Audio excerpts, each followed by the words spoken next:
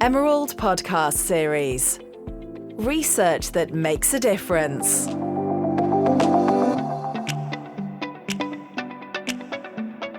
Welcome to the Emerald Publishing Podcast 3-part miniseries on the peer review process. My name is Daniel Ridge, and I'm a commissioning editor at Emerald Publishing. In this episode, we're looking at the peer review process through the perspective of the editor-in-chief. To discuss this, I'm joined by Dr. Anne Marie Kennedy, who has been editor-in-chief of the Journal of Social Marketing since 2023. She is Associate Professor of Management, Marketing, and Tourism at the University of Canterbury, New Zealand, teaching and supervising master's and doctoral students. She has authored and reviewed numerous papers in her field across several high-profile publishers, including Emerald, Sage, and Taylor & Francis. So first of all, thank you for joining me today. What I wanted to begin with was asking you to maybe, as a warm-up question, to walk us through the process of peer review from your perspective. So for the journal, I'm the editor-in-chief, so Journal of Social Marketing. The first point of call as we read the articles as they come through is to see whether we can, if we have appropriate reviewers for those articles, because our goal, I suppose, is that we find the best people to review each paper so that the authors actually get good feedback. So that's our first thing that we do. Think about, okay, do we have appropriate reviewers for this article?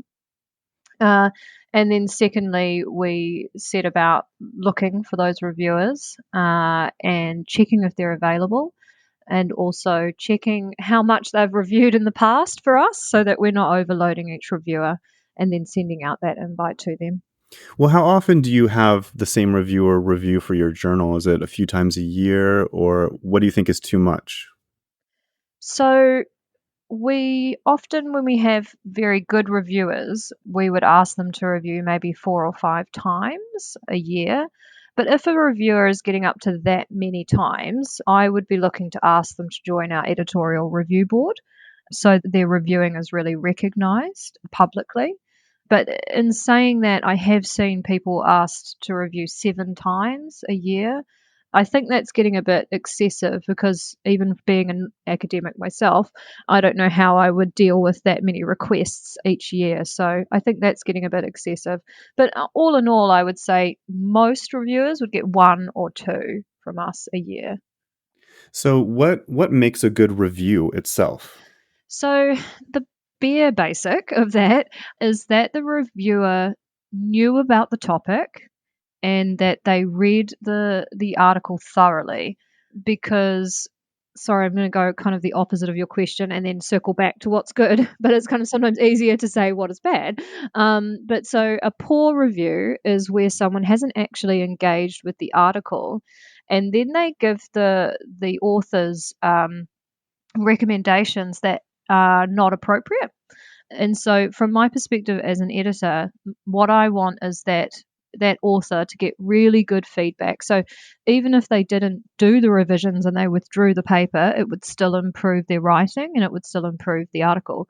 So if you have someone who hasn't engaged and they give very broad kind of recommendations like add more to your literature review, but then they don't provide any details on that's really hard for an author to actually follow through with.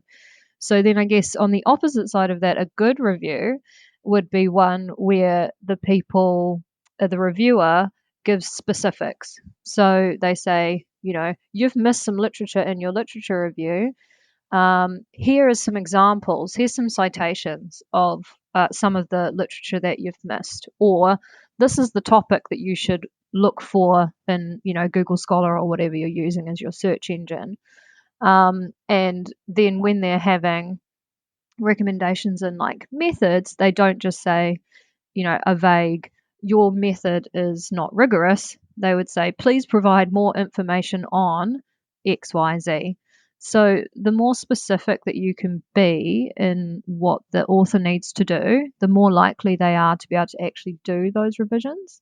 And that's the key thing, right? We want to help, as I say, my key aim is to help authors improve and be able to improve their work in an encouraging way as well. So I guess that's the last thing that I would say, that a good review is one that is not rude or mean or derogatory, because that author is a person as you are as a reviewer, so we want to treat them with respect. So always having, it's not necessarily having to be positive the whole way through, but it's more about respecting that they have actually put a lot of work into this. So to acknowledge that and then give them things to help them improve. So, do the reviewers fill out a form where they ask them questions, or is it that you request that the reviewer track comments on the document itself? For the Journal of Social Marketing, there is a form. And so there are specific areas that we would ask them to give their recommendation on or their view on. We actually ask them in a question format. So have they XYZ, or has this article shown, engagement with the literature, for instance, is one of the kind of the gist of one of them. And then they have an open section where they can just write whatever they want. So what people often do is with those sections, the questions, they might say a short yes or no. And then in the open box section, they would then give their really detailed review where it might be broken down into, introduction, good introduction, XYZ is missing, literature review, sufficient literature review details. And then they go through every section and they might have their comments in that open box. How would you expect an author to respond to a reviewer's comments? Oh, this is a great one because this is something that I try to teach my PhD students as well. When you're responding, the thing that I think you have to remember as an author is that this reviewer is doing this almost out of the kindness of their heart, right? They are giving to the discipline, giving of their time and their knowledge to the discipline. So when you're responding, the same as the reviewer should do to you, you should treat them with respect. What we want to see is clear responses to each of the reviewer's recommendations. So, for instance, you might use a table, and so you would copy and paste the reviewer comments into the first column of the table. And then in the second column of the table, you would say how you've responded to each of those recommendations. And in the third column, you might have you copy and paste a quote from your revised manuscript to show that you have done it. And that's the easiest way for the reviewer to then just look down and go, tick, tick, tick, yes, you've responded to all of my recommendations. Now, what if an author wants to become a reviewer? Is it possible to contact an editor of a journal to volunteer as a peer reviewer? Absolutely. We are always looking for reviewers.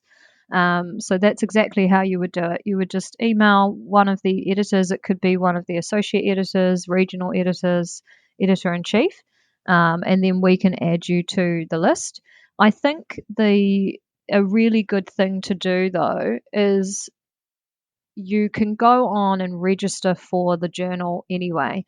So you create your own profile on the journal, and when you create your own profile, there's a section in there that asks you your research interests and what your area of expertise are.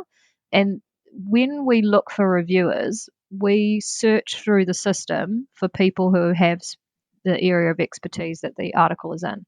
So, actually, the best way of becoming a reviewer is by having an up-to-date profile in our journal so that we can find you, basically. So we can put in a search, gambling, for instance, gambling harm, and we find there you are, there's your profile, and you've got that all up to date.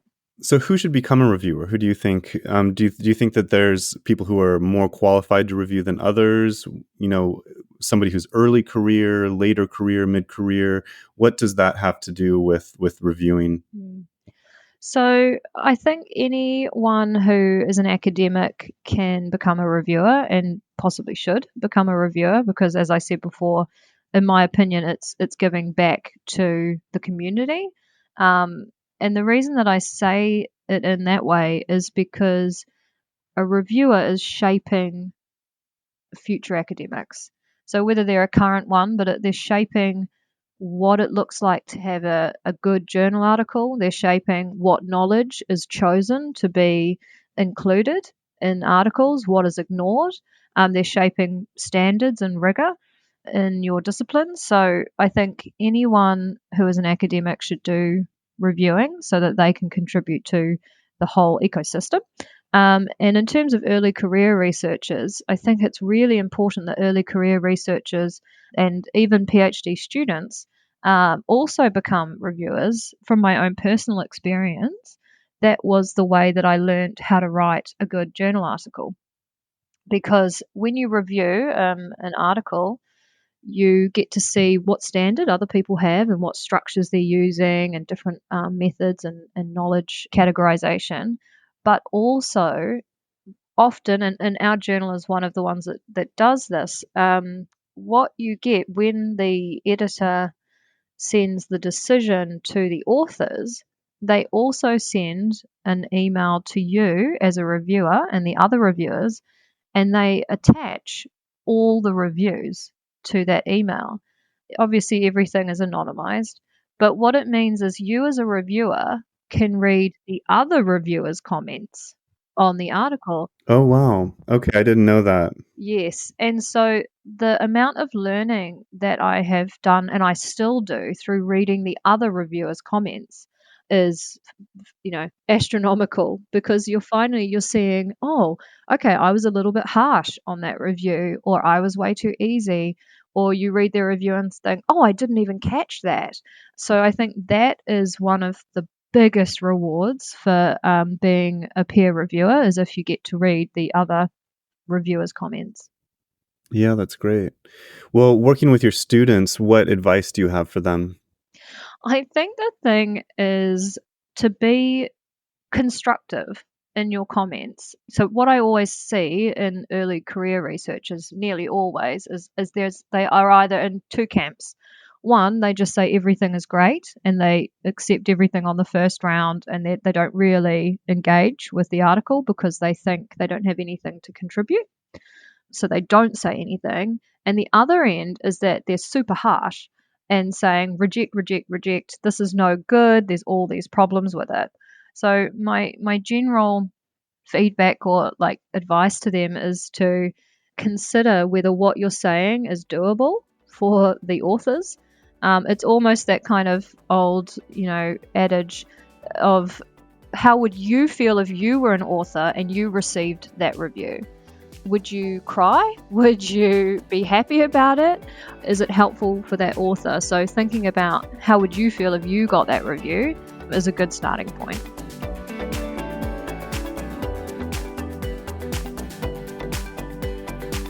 Thank you for listening to today's episode. For more information about the peer review process and to listen to other episodes in our peer review mini-series, please visit our website by searching Emerald Publishing Podcast Series Peer Review. I'd like to thank my guests for joining me today and the studio This Is Distorted.